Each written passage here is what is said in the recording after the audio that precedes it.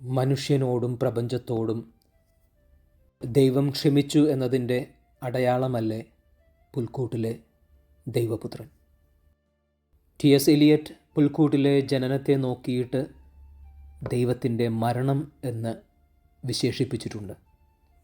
മരിക്കുവാൻ തന്നെ വിട്ടുകൊടുക്കുന്നതിനപ്പുറത്ത് ക്ഷമയ്ക്ക് മറ്റൊരു മുഖം സാധ്യമല്ലെങ്കിൽ പുൽക്കൂട്ടിൽ ആരംഭിക്കുന്നത് ഒരു ക്ഷമയുടെ കഥയല്ലേ?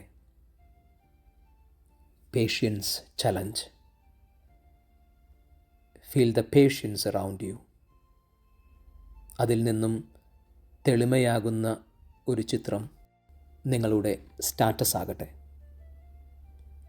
B an inspiration of patience for others.